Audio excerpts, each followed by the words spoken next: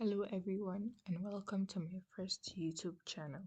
So in this video I'm going to walk you through um a, a project that I worked on AWS, that is Amazon Web Services, which I worked on with a group of other sisters. So in this tutorial I'm going to walk you through from the flow of the whole video, how to set it up, everything on a new or existing AWS cloud environment, and then how to test it, and after testing how to remove those things that you've provisioned so that it wouldn't cost you a lot of money. So I'll first walk you through the architectural diagram of how everything comes together and works. First, you need to have a cloud environment that is on the AWS cloud platform, that is amazon.aws.com. After you've created an account, then the first thing I did was that we actually created two instances, and then they were both attached to a default security group or a security group. In this case, we can use any security group, and then we created another security group, which is basically where a compromised instance will be moved automatically. I will later explain the flow. Then for network access to these EC2 instances, they are both housed within a subnet, which is inside the VPC. And then at the regional level, we have some Amazon services that run at the regional level, such as GuardDuty. GuardDuty is basically like a security tool, or think of it as your gate man that monitors your environment. So, and we have a threat list. So in Amazon GuardDuty, after you've enabled GuardDuty, it will give you GuardDuty scans your environment and it presents the findings into three categories, either low, medium, or high, which have some numerical ratings related to it. For the medium, for the medium, it's about 5 to anything that's rated between 5 to 8. It's medium, and then 9 and 10 are high. So I'll confirm that. But yeah, I think those should be around the ranges. And also, GuardDuty has this threat and trust list. So for the trust list, it's where it's where if you have trusted IP addresses, you can add them there. And then if you have threat list IP address or malicious IP address, you'll add them to your um threat list. So we created a threat list with the IP address of this malicious EC2 instance and added it to a threat list.txt file, which we uploaded to Amazon S3 bucket, and then we linked the link to the S3 bucket to the Amazon GuardDuty. So after GuardDuty detects a malicious instance and rates it, so medium and high findings will be sent to Amazon Event Bridge. And Amazon Event Bridge is a serverless function that will also pass it to another serverless function, which is the Lambda function. So the Lambda function is where the magic happens. We have a Python code that when something is sent from Amazon Event Bridge, it checks which rating is it. Is it medium or high? If the EC2 instance is rated, the threat that is found by GuardDuty is medium or high, then it automatically stops that instance and isolates the instance from the normal security group that is attached to that instance and moves it to the isolated security group. And then after successfully running the Lambda function, it then sends you an email notification to your email address. So that's the We setup. are going to start by I'll see creating you an IAM on role. the implementation part. Basically, IAM is identity and access management control. So we'll start by creating a role and attaching policies. These policies will ensure that we follow the least privilege principle. So we're going to just add two rules that are essential for this to run. We're going to add EC2 full access and Lambda full access. Then we'll give it a name, which is automate, automate, automated incident detection. a response IAM role. So after we've created this role, we're going to create two EC2 instances. As you can see, I changed the name to 2 from 1, and then we give it a placeholder name of EC2. We're going to add Amazon Linux 2 instance with the free tier for the free tier, and then we're going to add the image also. Then we created a key pair which we'll use to SSH into the machine later on. So next we're going to add an IAM, attach the IAM role to the EC2 instances that we're creating. It's not working, so maybe later on we'll add. Next we'll bootstrap the EC2 instances by, so basically this code is going to update the EC2 image to the latest version and then install nmap for port scanning, which we'll do later on. So we'll just rename the EC2 instance one malicious EC2 and then compromised EC2, and then we are going to create the isolated security group and give it only SSH access. So we're going to add the rule and choose SSH using my IP, and then we're going to create the security group. Give it a name, isolated security group, and then save. Let's create. So we have to give it a description, and then we are going to create the security group. As you can see, we've successfully created a security group.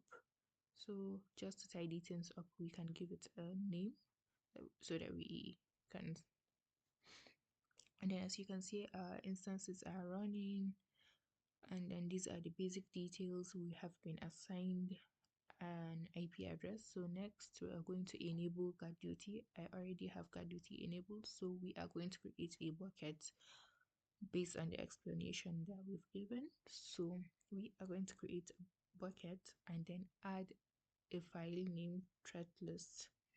So click on the bucket and then upload, add files. So we have to create a threatlist.txt file and add the IP address of our EC2 instance, which is the malicious EC2 instance. So we add the IP address and save the file as threatlist.txt. You can give it any name that you want, but I just chose this name because it's more descriptive and easier. So we upload the file. Once we've uploaded the file, then we'll copy the link and add it to the threat management. So click on the threatlist.txt file, copy the object URL and paste it in the threat list management. So basically the trust list takes precedence over the threat list in case you are asked. So choose plain text since it's plain text format and then paste the link. Click on I agree and create. Next we have to enable it, so activate.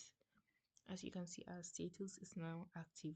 Next we create the Lambda function. This is the brain of this automation. We give it a name. Just give it any descriptive name that you like. Change the runtime language to Python and then click on create function. I have this code that I used on my GitHub page, which will be linked down below. So you can just paste the link and copy the code and paste it. I also have it on my Medium. All the links will be in the description. So we have pasted it. Don't forget to edit the security group. So we are going to copy our security group ID, copy it for the isolated security group and paste it right here in this code. Then you deploy and test the Lambda function. So before we test the Lambda function, we are going to just make a little bit of correction. We forgot to edit the permission, so we are going to attach the IAM role that we created and add it to this Lambda function so that our Lambda function will have access to do what it needs to do for the EC2 instances. So we are going to test this function. After we have tested this function and it's successfully running, save, give it a name, test name, and then save. The test name can be anything. So test and save. Next, we create the event bridge rule. Give it a descriptive name that you want. The description is optional, so I'm just going to give it a short description. Event bridge from GuardDuty to Lambda. Click on next and then choose order as the event source. Sample event, choose GuardDuty findings, and then where it says the event pattern with the enter JSON code, copy the JSON code. As also the JSON code is on my GitHub page, and then you can also find it on my Medium article on this project. So choose the Lambda function um, as the target, and then save, create the rule, and then once it's successful, we are done. Next, we'll create the SNS for notification. We are going to create a topic if we don't have a topic and give it a name. So choose standard and then give it a descriptive name and a display name, which is optional, and then create a subscription. Choose email and then paste in the email that you want. For this reason, I'm using just a temporary email instead of my real email, so for testing purposes, but you can use your email. And then we're going to receive an email to confirm our subscription. You have to do this because if you don't confirm your subscription, then you are not going to receive it. So we confirmed the subscription, and then we're going back to our dashboard. So and then we're going to edit this on success. It will, the Lambda function upon success, it will trigger the SNS notification. So save it, and then now the fun part, we're going to test our setup. We are done with the setup, so we are going to test it. So back to our instances, we're going to connect to our compromise instance. So we are going to click on connect, SSH client, copy the key, go back to our download folder where we downloaded the key pair, and then run the command paste. It will ask you to continue. Yes.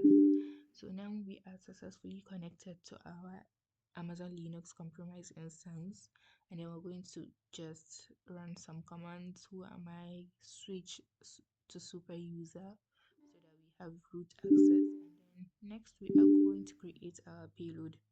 We're going to create a payload, which is basically a port scanning. The code is also on my GitHub and Medium, so you don't have to type all this code. We're going to copy the IP address of our malicious machine and impute it into the payload script. So replace this with the IP address of your malicious and then save it. Next, we are going to run our payload. As you can see, so it has been a few minutes, and then we have refresh. We are going to refresh instances, and as you can see, our compromise is now stopped automatically, and then the security group has been changed. We are going to view this on our GuardDuty dashboard, and as you can see, an outbound port scan was detected on this EC2. We have all the details, the IP address, the name of the instance, the security group that it was previously originally attached to, and it has been linked. So we can click on the name or IP address and it will take us back to our EC2 dashboard. As you can see, our compromised machine is now stopped and the security group has been changed. So next, as a security best practice, we are going to delete all these EC2 instances, security groups, Lambda function, and everything, so as to avoid getting outrageous charges on our testing account. So we are going to clean up the environment. As you can see, I've already started cleaning up the environment. I started by terminating all the EC2 instances, and then deleting the security group,